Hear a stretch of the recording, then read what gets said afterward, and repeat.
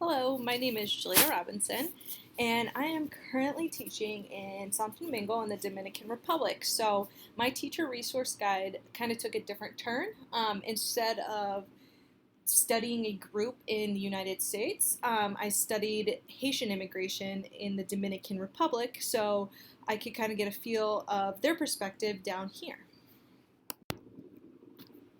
To really be able to understand Haitian immigration in the Dominican Republic and the different struggles that they face, along with the tensions that are currently present, it's really important to understand the history of the island of Hispaniola, which is the whole island of Haiti and Dominican combined. Um, Initially, the Spanish had colonized the Dominican Republic, and the French had colonized Haiti. So the Dominican Republic reflected a lot of Spanish culture, while Haiti, and it still does, reflects French culture. Well, in 1822, which was the year after the Dominican Republic became independent from the Spanish, Haiti, which was now independent from France, invaded the Dominican Republic and overtook the country. Of course, the Dominican did not handle this well. They were very, very upset about it. They just gained their independence. They were proud of their independence, and then it was immediately taken away. Therefore, tensions began very, very early. However, um, a man that is very much celebrated down here, the highest peak in the island is named after him. There's a giant holiday in the Dominican Republic that celebrates his life. His name is Juan Duarte. He got together and kind of formed a army to fight against Haiti because when Haiti took over, they started to impose their French culture on the Dominicans, and they wanted the Dominicans to change, and the Dominicans did not. They were proud of their Spanish culture. So he got together his little army, and they overtook Haiti. So Haiti would no longer be in charge of the Dominican Republic, and the Dominican would finally be independent. So in 1844, Juan Pablo Duarte was finally successful. And of course, this was a lot of blood, and this was a huge battle.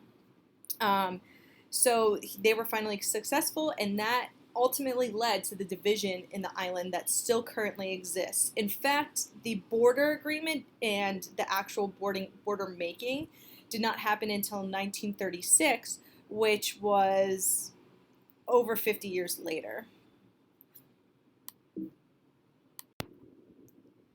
Although the Dominican Republic was finally independent from Haiti, there was still a lot of tension between the two countries. This was partially because Trujillo came into the power in the 1930s. Trujillo was a dictator in the Dominican Republic, and he imposed his power by killing numerous people, both Haitian and Dominicans. He would kill Haitians, he would determine that they were Haitian by making them say the word perejil, which is Spanish for parsley. Now, if they could not pronounce perejil properly, then they were assumed to be Haitian and therefore they were killed. Also, he would judge them on their skin tone. If they were extremely dark, like many Haitians are, he would assume that they were Haitian and not Dominican, and he would kill them. So this led to many Dominicans being massacred as well, because there are very dark Dominicans as well. He then would take their bodies and he would have them lined on the island's border between Haiti and the Dominican Republic. This was kind of a warning to all Haitians to not immigrate into the Dominican Republic. Of course, this led to fear. Many Haitians stopped immigrating to the Dominican Republic, fear of that they were going to be killed and that they were going to be caught while crossing the border. This also led to a very negative attitude towards Haitians amongst the Dominican people. Since they always had to show support for their dictator, of course, they started to say slander against the Haitians. And since this was less than 100 years ago, there are still people who still believe these slanderous things that were said during Trujillo's time. This now brings us to why Haitians still immigrate to the Dominican Republic. Since all these tensions still exist, why would they want to come over to this country?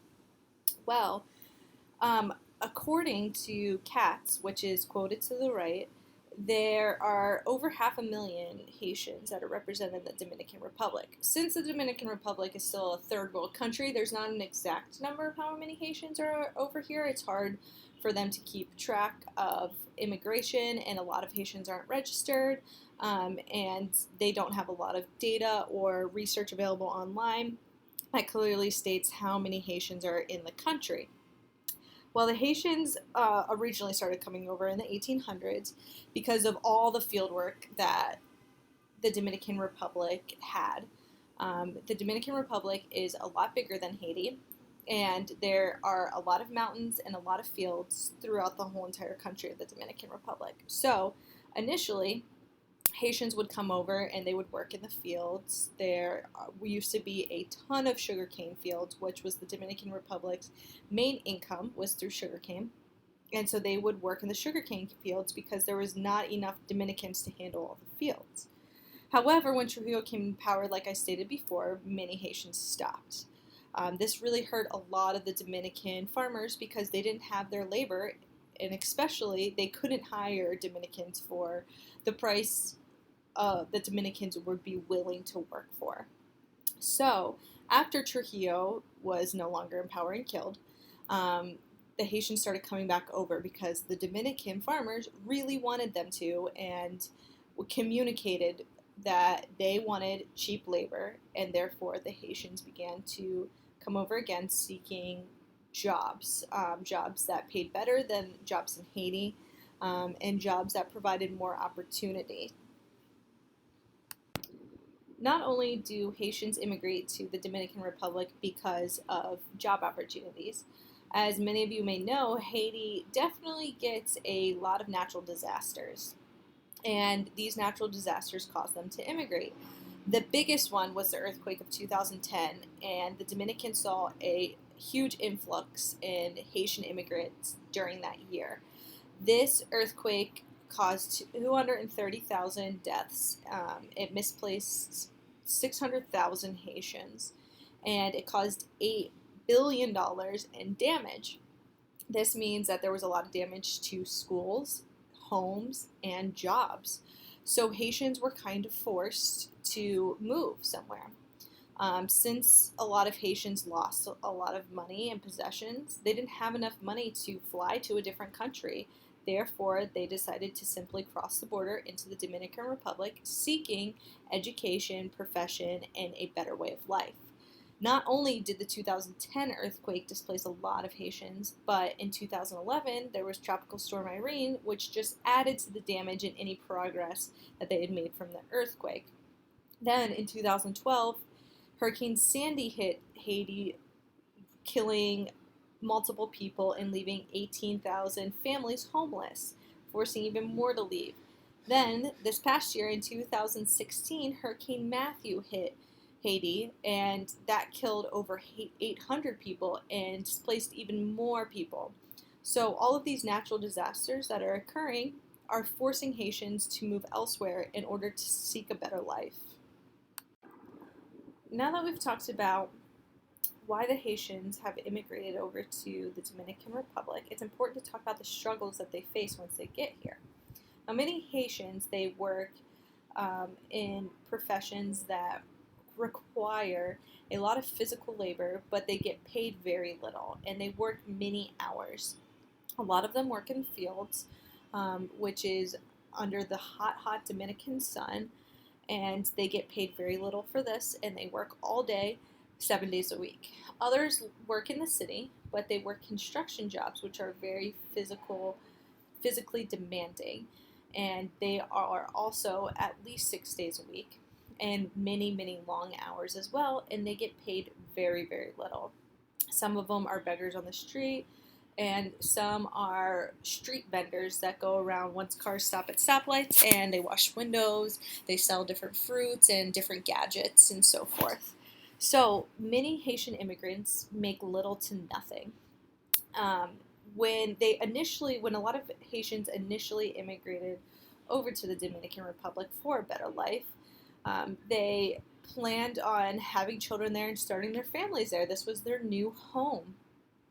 And according to the Dominican Constitution, it stated that any person born in the Dominican Republic should not be denied the right to citizenship, similar to the United States. If you're born in the United States, you are a citizen. And that's what the Dominican Constitution says. However, in 2010, the president of the Dominican Republic changed this. He did not like how many Haitians were coming over and having children and becoming citizens. He didn't think it was fair, and he didn't want the culture of the Dominican Republic to be tainted by the Haitians. Therefore, he reversed the Constitution ultimately and made a law that stated that just because you were born in the Dominican Republic did not make you Dominican. You had to have one parent that had Dominican citizenship already. So, many children were classified as not Dominican, even if they were born in the Dominican Republic, and that's where they identified their culture with. So this was a huge issue. So, of course, many Haitian immigrants were very upset about this. People who were citizens got their citizenship taken away, which was an even bigger deal. And this allowed them to deny a lot of rights to the Haitian immigrants, and it just wasn't fair. So then, that same year, they came up with a new law, the naturalization law, that stated that if you were born in the Dominican Republic, even if you were a Haitian immigrant, you just had to show that you were born there. You had to show some type of paperwork. It's the immigration office, and they would give you a residency card. Now, this required the Dominicans or the Haitian immigrants to obtain their papers that said they were born in the Dominican from Dominican employees, and then travel to the immigration office and then pay 3,000 pesos to get a residency card that had to be renewed every year. 3,000 pesos doesn't seem like a lot, but it is over $60, and for a lot of people, it's very, very expensive. There's not a minimum wage in the Dominican Republic, and many people don't even make $1 a day. So this was extremely problematic because they could not afford over $60 for every one of their children for every year. Also, a lot of the Haitians who work in fields could not travel all the way to a city center to an immigration office to get all of this done every single year. The fields are very secluded, so they would have to hire a moto, which is basically a motorcycle that's a taxi, or a taxi to take them to a bus stop, in which then they would have to pay for the bus to get to the immigration office. Now, this was even more money that had to be put out. It just was not probable. So, them being denied their right to a citizenship and their right to residency has been extremely problematic. Another issue many Haitian immigrants face is the attitude towards them in which the people of the Dominican contain. For example, there's a lot of hateful slander on the radio. A lot of people say that they're ungrateful because they should be grateful that they are over in this country and they have a job because their country is full of natural disaster. Many people think that they are criminals and that they add crime to the country. And many people say that they lack hygiene and they're not sanitary, they're very barbaric. So this is something that's said through radio shows, through television shows, and so forth. Therefore, these ideals pass through the Dominican citizens. In fact, the government even preaches that Haitians are not equal to the Dominicans.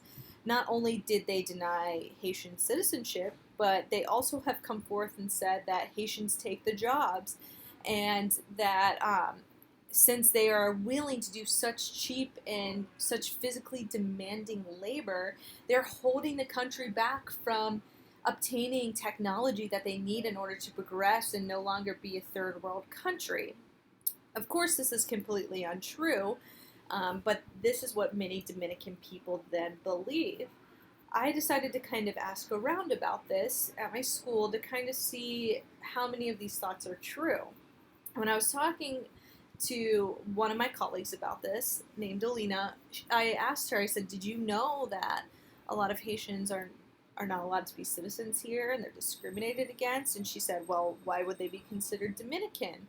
They don't obtain the Dominican culture. They're not true Dominicans. why would they be considered Dominicans? And I said, well, in the United States, if you're born in the U.S. and you're given citizenship. And she said, well, maybe that's the United States problem. So there's a very negative attitude. Also, my students, a lot of them will make very unnecessary comments and inappropriate comments about Haitians. And a lot of them will allude to the fact that Haitians are criminals and are up to no good. One of my students actually got her cell phone taken, and one of my other students asked, oh, was he Haitian? Just automatically assuming. She answered no, that she didn't think he was, that she thought he was Dominican because he was light and his Spanish sounded like it was Dominican. But just the fact that my students automatically think that Haitians would do things like that. They've also commented on how Haitians steal all of the jobs. Even though I've asked them, do you think any Dominicans would want to do the jobs that they do that are so physically demanding and not glamorous whatsoever? And they kind of step back and think about it for a little bit. But the fact that my students who are in middle school think this means that most likely their parents are talking about it, and it's just transferring through the multiple generations, and these negative attitudes are being portrayed throughout the society. Another key issue that many Haitian immigrants face in the Dominican Republic is the work that they must complete here. Many of them know that they are going to have to do physically demanding work when they cross the border. However, the many long hours and the poor work conditions are not humane necessarily. Initially, when Haitians came over, they only worked in fields. Since the Dominican has a very tropical and warm climate, there's always different fruits that are harvesting. So there's never an off season where there's nothing. So they are working every single day throughout the entire year and getting paid very, very little.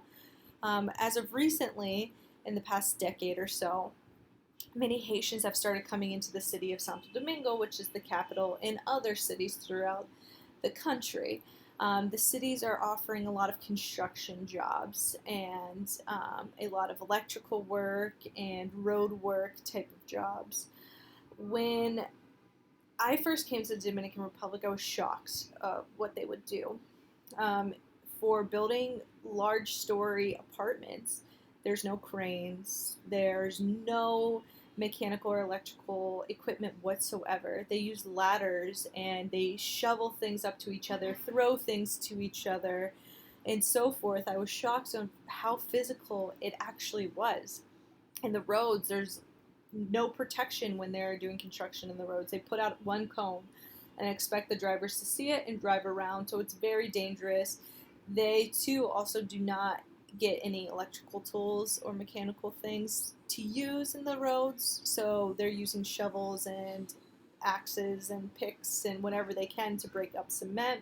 For electrical work, they put down a cone to stop traffic, they use a metal ladder, they climb on up, and they have gloves on, no helmet or anything, and they're fixing the wires. So the conditions are very dangerous.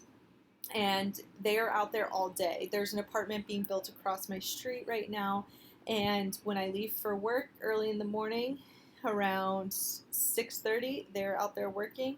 When I come back around 4, they're still there, and I hear construction noise until around 7:30 when it gets dark. So the hours are definitely grueling. This is the same in the fields. Because of these long grueling hours, they don't get a lot of family time, and they aren't getting very much pay, so it's a struggle with food.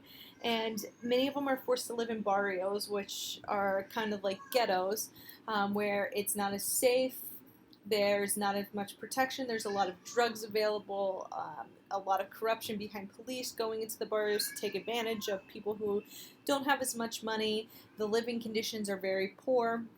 The homes don't have any form of air conditioning in this hot climate, of course. They're kind of falling down, not a lot of furniture, no bars to keep anything safe inside. So it is definitely not an ideal situation. In order to receive a Haitian perspective on the issue, I interviewed my apartment Wachi. Now, a Wachi is kind of like a groundskeeper.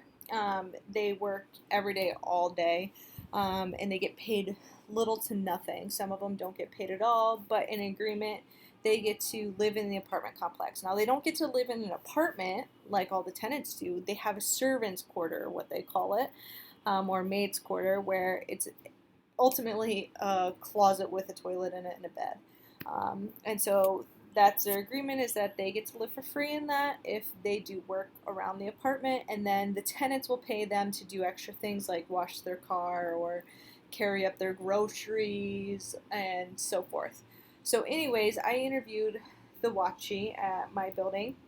His name is Jose Louis, and he was raised in the Dominican Republic, and his only life is really here in the Dominican. He has a lot of family in Haiti, and when I asked him if he identifies with the Dominican culture or the Haitian culture, he said Haitian culture, 100%. He does speak Creole, and then he also speaks Spanish as well. You need to be able to speak Spanish in order to be a Wachi. And he also has his immediate family here in the city of Santo Domingo. Jose Louis does not live in the apartment grounds, and he does get paid somewhat of a salary and then gets paid extra by tenants. But his family lives in a barrio, and he doesn't live on the grounds because of his family. He wants to be able to see them every once in a while. He gets off 1 day a week, and besides that, he works all day and night. It's him and one other man, and they kind of switch off sleeping rotations throughout the week. So I asked him kind of about what he experienced here in the country, and he says that he's very thankful to be in the Dominican Republic because a Wachi is considered a good job. It's not physically demanding, and even though it's long hours, he still gets to go home to his family. So he feels very blessed because he would not have this in the capital of Haiti, especially after all the disasters that they've faced. And he sees what his family in Haiti goes through, and it's not the extent of what he goes through. However, he does face a lot of discrimination here. He grew up most of his life here, but he was not able to go to school at all.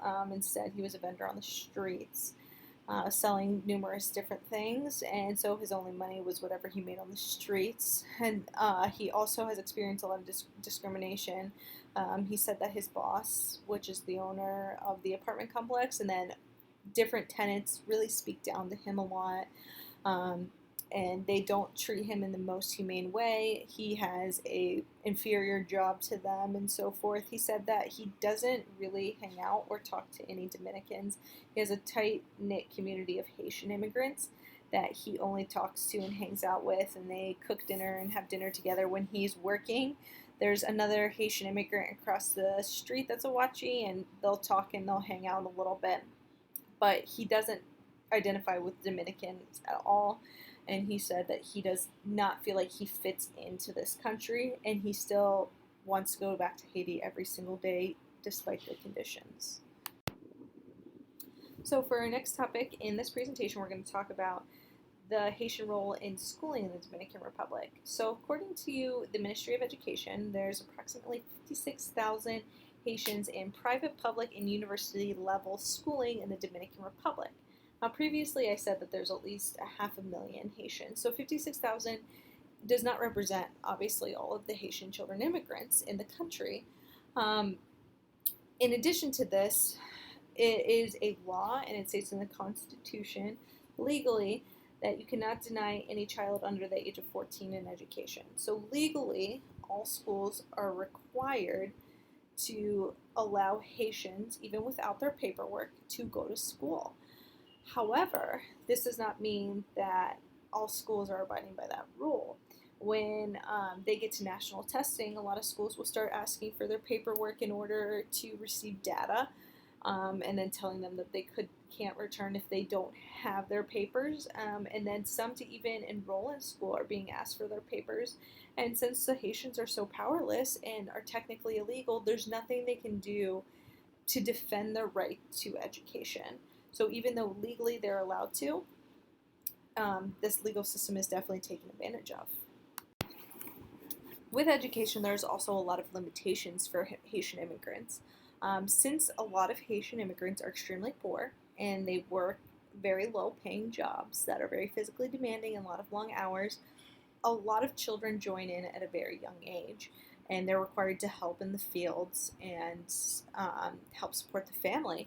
So they can't go to school because they're working. Another issue is that the school is too far away. There's not school buses like we have in the United States.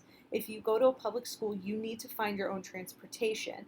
In a city, it's definitely easier. There's motos, which are the motorcycle taxis, and there's Uber and taxis, and there's really cheap buses and public cars that you can take. But out in the fields, it's ultimately impossible without finding a ride from a farmer or walking many, many miles. So distance is also a huge issue. In addition, a lot of Haitian immigrants that are here illegally are very afraid to go into the street because they're afraid that a policeman is going to stop them or an immigration officer will stop them and ask them for their paperwork. Since they don't have papers, they are legally able to be deported. So many mothers are afraid to walk their children to school, and they don't want their children walking by themselves because they don't want them to never come back again. So these are very big limitations and huge reasons why a lot of Haitians are not getting educated in the Dominican Republic. Another issue with education is the conditions of the schools. So because most Haitians are very poor and don't have enough money to send their children to a private school, which is what a lot of middle class and wealthier Dominicans do because of the higher level of education, a lot of Haitians go to public schools. Now, public schools in the Dominican are extremely overcrowded. They do not have the necessary resources. They don't have enough teachers. And the teachers don't even have to be certified. They just have to be entered in an education class at the university level. So you can ultimately be a teacher right when you graduate high school as long as you're in an education class. So there's little expectations there. Because there's no support, these students are coming in with Spanish as a second language, many of them, or no reading or writing skills, and they don't have the support available to teach them and have pull-out classes for Spanish as a second language, which is extremely problematic. Since the teachers aren't trained, they don't know how to properly differentiate, properly assess, properly lesson plan, and properly teach students that don't speak Spanish fluently. The overcrowding issue is extremely unnecessary as well because students aren't getting individual attention, and class time then becomes into a management time instead of a learning time. When I spoke to somebody about this, I was actually my Spanish teacher that I have here who works with me, and she stated that she used to work in a public school, and she said that some months she wouldn't get paid because the government just simply did not have enough money for the public school teachers. So she never knew when she was going to get paid. She said she had to leave the system because she couldn't support herself or her family in those conditions. She said that's what happens with many of the teachers. They leave at a very young age. So it's very inconsistent for the children. When there's not enough textbooks and desks for the children, they aren't able to properly read and learn. In addition to this, a lot of the schools don't provide food for these very poor children or purified water. A lot of the infrastructures are falling down. It's just not a proper place to learn.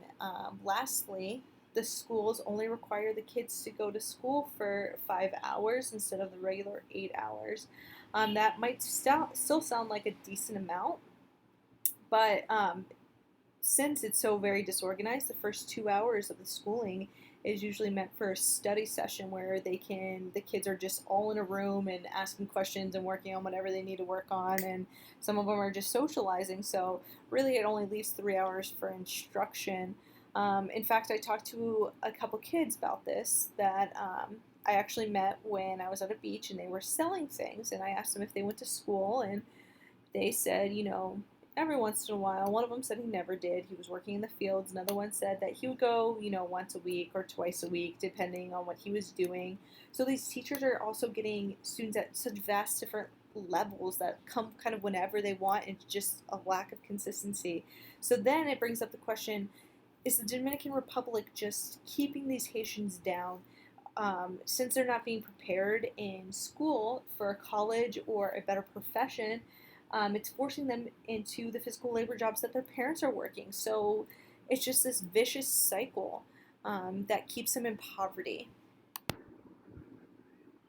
Along with the education system, one of the big issues as well is the students who speak Creole who come to a Spanish speaking school and country, and that transition between the two languages. So, Creole is the language that they speak in Haiti.